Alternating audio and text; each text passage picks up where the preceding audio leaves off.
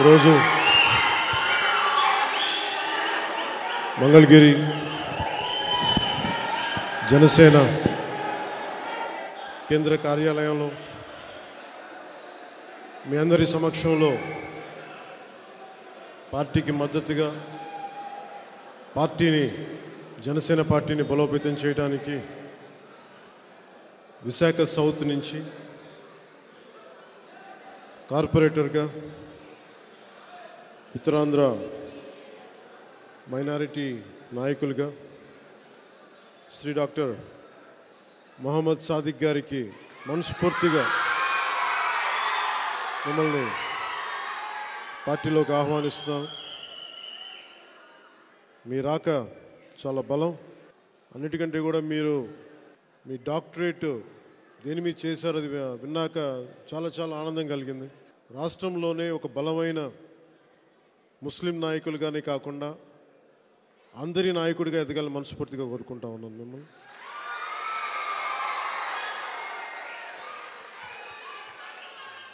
మనస్ఫూర్తిగా మా అందరి తరపు నుంచి జనసేన మీకు ఆహ్వానం పలుకుతుంది. సాదిక్ గారికి మనస్ఫూర్తిగా నా హృదయపూర్వక నమస్కారం. ప్రకాశం జిల్లా నుంచి దర్శి నియోజకవర్గానికి సంబంధించి శ్రీ గరికిపాటి వెంకట్ గారికి కూడా మనస్ఫూర్తిగా నా హృదయపూర్వక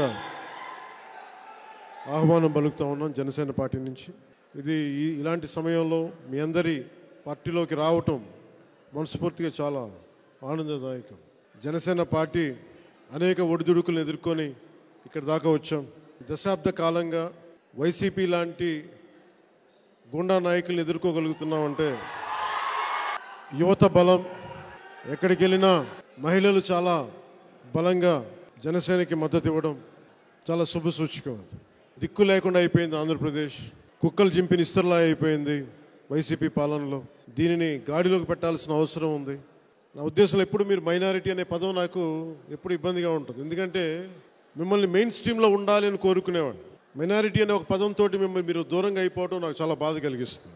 అందువల్ల మీరు మెయిన్ స్ట్రీమ్ నాయకులుగా ఉండాలి మీరు అందరూ మనస్ఫూర్తిగా నేను కోరుకుంటాను. ముఖ్యంగా మహిళలు ఉన్నారు, మా అక్క చెల్లెళ్ళు, ఆడపడుచులు. నాకు మతాల మీద చాలా చాలా గౌరవం.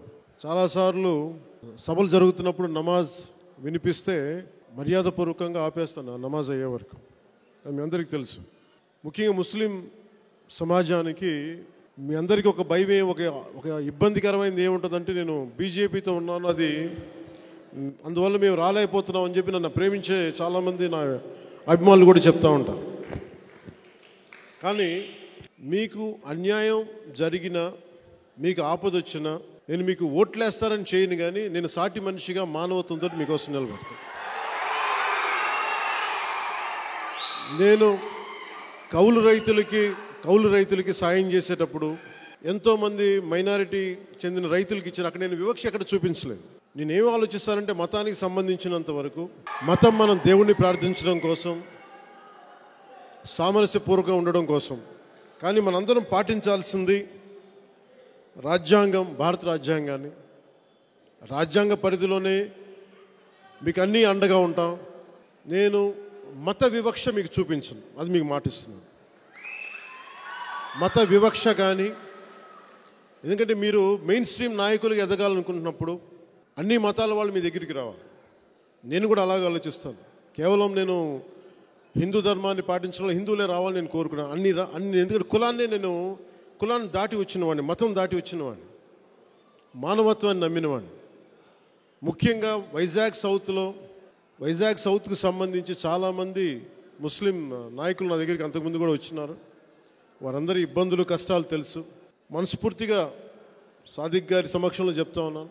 ఇక్కడికి వచ్చిన మా ఆడపడుచులకి, పెద్ద తల్లులకి, అక్క చెల్లెలందరికీ కూడా పేరు పేరుని చెప్తున్నాను.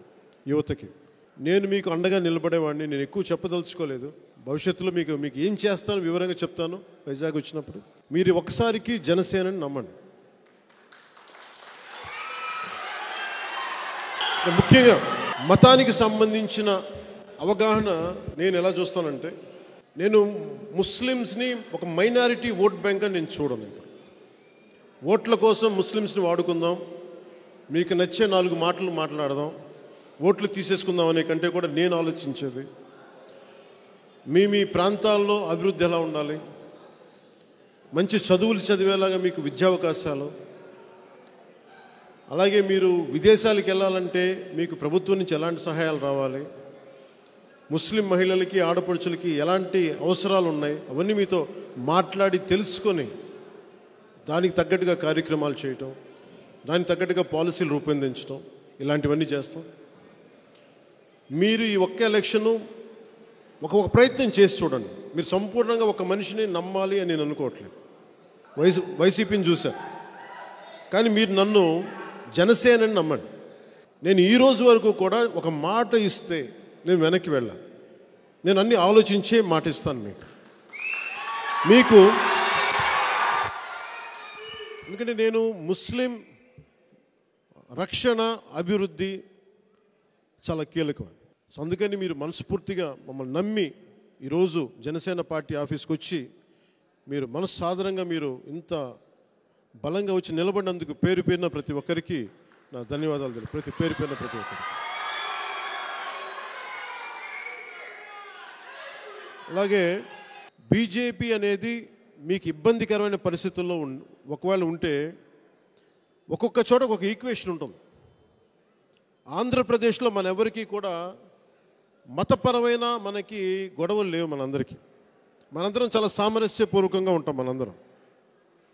అందుకని ప్రత్యేకించి బీజేపీ ఉంటే మన ఓట్లు వేయరని రేపు పొద్దున సాదిక్ గారు మీకు కూడా ఈ ఇబ్బందులు ఉంటాయి. ఒకటే మాట చెప్పండి మన సమాజానికి అందరికీ, మనకి అన్యాయం జరిగితే పవన్ కళ్యాణ్ జనసేన మన వైపే ఉంటాడు తప్ప ఇంకో వైపు ఉండడం చెప్పండి. మనస్ఫూర్తిగా మీకు ఆ మాట ఇస్తున్నాను.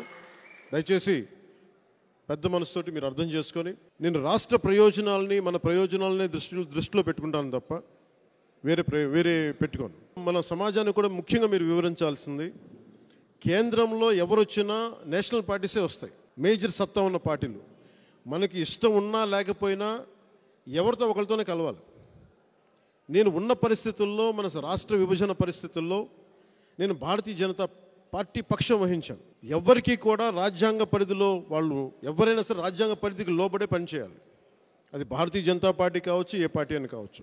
సో మేము తీసుకుంది భారతీయ జనతా పార్టీ అలయన్స్ తీసుకున్నాం. కానీ ఏ రోజైనా సరే మన రాష్ట్రంలో ఉన్న ముస్లిం సమాజానికి నష్టం వచ్చినప్పుడు మొట్టమొదటిగా గళమెత్తేది నేనే. అందుకని ఆ భరోసా ఇస్తున్నాను. మీరు దయచేసి నమ్మి మనస్ఫూర్తిగా పెద్ద మనసుతో నిలబడాలి. సాదిక్ గారి నాయకత్వాన్ని బలపరచండి. అలాగే మీరు భవిష్యత్తులో రాష్ట్రానికి చాలా కీలకమైన నాయకులు ఎదగాలి మనస్ఫూర్తి కోరుకుంటున్నాను. అలా గరికపాటి వెంకట్ గారికి కూడా విదేశాల నుంచి వచ్చి రాష్ట్ర ప్రయోజనాల కోసం ఇక్కడ నిలబడుతున్నందుకు మనస్ఫూర్తిగా చాలా చాలా ధన్యవాదాలు. ముఖ్యంగా ప్రకాశం జిల్లాకు సంబంధించి అత్యధికంగా ఉద్దానం తర్వాత అక్కడ బాగా ఫ్లోరిన్ వాటర్ ఉన్న సమస్య అక్కడ ఎక్కువ ఉంది. ఎక్కువ వలసలు అక్కడి నుంచే ఉన్నాయి. గనులు తవ్వుకెళ్ళిపోతున్నారు తప్ప ప్రకాశం జిల్లా నియోజకవర్గానికి ఏ ఒక్క నాయకులు పనిచేయట్లేదు. నేను ఒంగోలులో కొంతకాలం ఉన్నవాడిని, కనిగిరిలో కొంతకాలం ఉన్నవాడిని. కనిగిరి నుంచి కూడా నేను ఎందుకు వెళ్ళిపోయామంటే, మేము చిన్నప్పుడు అక్కడ ఫ్లోరోసిస్ ఉంటుంది, కాళ్ళు చేతులు వంకరపోతుందని చెప్పి మా నాన్న మమ్మల్ని తీసుకెళ్ళిపోయాడు అక్కడి నుంచి. ఆ రోజు నుంచి ఈ రోజు వరకు కూడా అక్కడ సమస్యలు అట్లాగే ఉన్నాయి. అభివృద్ధి అవకాశాలు నాయకులకు ఉన్నాయి కానీ ప్రజలకు లేదు. వలసలాగాలి ప్రకాశం జిల్లాకు సంబంధించి. ఈ రోజున మనం తెలుగుదేశం పార్టీతో అలయన్స్లో ఒక్క సీటు కూడా వైసీపీకి పోకుండా మన అలయన్స్ కొట్టేయాలి ప్రకాశం జిల్లా. మొన్నే మాట్లాడాం, ఉభయ గోదావరి జిల్లా వైసీపీ విముక్త ప్రాంతాల్లాగా సాదిక్ గారి నాయకత్వంలో, సాదిక్ గారి బలంతో, మన నాయకులందరి బలంతో ఉత్తరాంధ్ర కూడా వైసీపీ విముక్త ప్రాంతం కావాలని మనస్ఫూర్తిగా కోరుకుంటున్నాం. ప్రకాశం జిల్లాలో కూడా వలసలు ఎందుకున్నాయి, ఉపాధి అవకాశాలు ఎందుకు లేవు, 150 కోట్లు ఖర్చు పెట్టుకోగలిగే సత్తా ఉన్న శాసనసభ్యులు ఉన్నారు. కానీ ఒక 10,000, 20,000 కోసం వలసలు వెళ్ళిపోయే యువత ఉన్నారు. నాయకులు బాగుపడుతున్నారు, గనులు అమ్ముకొని బాగుపడుతున్నారు, కాంట్రాక్టులు చేసుకొని బాగుపడుతున్నారు, యువత నలిగిపోతూ ఉన్నారు, మహిళలకు ఎదుగుదల లేకుండా ఉంది, అటవీ సంపద ధ్వంసం అయిపోతూ ఉంది, రైతాంగం నష్టపోతూ ఉంది. మీరు మన అలయన్స్ని కనుక మీరు మనస్ఫూర్తిగా ప్రకాశం జిల్లాలో మీరు నమ్ముతారని ఆశిస్తున్నాను, నమ్మితే మనస్ఫూర్తి అండగా నిలబడితే ప్రకాశం జిల్లాని ఇంకా వలసల బారిన పడకుండా, ఇంకెప్పటికీ కూడా ఈ ఫ్లోరోసిస్ బారిన పడకుండా సంపూర్ణ ఉద్యానం కోసం ఎలాగ కృషి చేస్తూ ఉన్నామో ప్రకాశం జిల్లా కోసం అలాగే కృషి చేస్తాం. ఏ నీటి సమస్య అయితే ఉందో, ఏ నిరుద్యోగం అయితే ఉందో, ఉపాధి అవకాశాల కోసం వలసలు వెళ్లకుండా నేను కోరుకుంటుంది ఈ అలయన్స్ ఒక దశాబ్ద కాలం పాటు ఉండాలి. కనీసం దశాబ్ద కాలం పాటు ఉంటే రాష్ట్ర విభజన జరిగిన తర్వాత జరిగిన నష్టాన్ని, ఆ తర్వాత వచ్చిన జగన్ గారి పాలనలో విధ్వంస ఆంధ్రప్రదేశ్ని రక్షించుకోవడం కనీసం ఒక దశాబ్దం పడుతుంది. అందుకే మనస్ఫూర్తిగా నా భవిష్యత్తు కోసం ఏం చేయట్లేదు, ఖచ్చితంగా మన ఆంధ్రప్రదేశ్ భవిష్యత్తు కోసం, రాష్ట్ర ప్రజల భవిష్యత్తు కోసం, మీ అందరి కోసం నిలబడతాను తెలియజేసుకుంటూ, చీఫ్ సెక్రటరీస్ని, రెవెన్యూ అధికారులని సినిమా టికెట్ల కోసం వాడే విధానాలను మానేసి మీ కష్టాలకి చీఫ్ సెక్రటరీ వచ్చి పనిచేసేలా అలాంటి ప్రభుత్వాన్ని స్థాపిస్తామని మీ అందరికీ తెలియజేసుకుంటూ, పెద్ద మనసుతోటి వచ్చిన అన్ని మూల నుంచి వచ్చిన ముఖ్యంగా ముస్లిం మా ఆడపడుచులకి, మా అక్క చెల్లులకి, ప్రతి ఒక్కరికి పేరు పేరున ధన్యవాదాలు. ముస్లిం పెద్దలకి పేరు పేరున ప్రతి ఒక్కరికి నా హృదయపూర్వక ధన్యవాదాలు. సాదిక్ గారికి ఇంకొక మారు ధన్యవాదాలు తెలుపుకుంటూ, మా ఉత్తరాంధ్ర జిల్లా నాయకులకి కోన తాతారావు గారికి, పంచకల రమేష్ గారికి కూడా మనస్ఫూర్తిగా నా హృదయపూర్వక ధన్యవాదాలు తెలుపుకుంటున్నాను. అలాగే దర్శి నియోజకవర్గంలో ఈరోజున గరికిపాటి వెంకట్ గారికి కూడా మీరు పార్టీ బలం కోసం పనిచేయండి, పార్టీ బలం కోసం పనిచేయండి, బలోపేతం చేయడం కోసం పనిచేయండి. నేను దశాబ్ద కాలంగా ఏం ఆశించకుండా పనిచేస్తున్నాను. పల్లం ఉన్న చోటకే నీరు వస్తుంది. మనం పని చేసుకుంటూ వెళ్తే గుర్తింపు అదే వస్తుంది. అందుకని మనస్ఫూర్తిగా అందరూ దాటిన ఆ దారిని నడుస్తారని మనస్ఫూర్తిగా ఆకాంక్షిస్తూ, ప్రతి ఒక్కరికి పేరు పేరున ధన్యవాదాలు తెలుపుకుంటూ, మీ అందరికీ ఇంకొక మారు జనసేన పార్టీలోకి మనస్ఫూర్తిగా మీకు ఆహ్వానం పలుకుతూ మీ అందరికీ ధన్యవాదాలు తెలుపుతున్నాను. జై జనసేన, జై హింద్.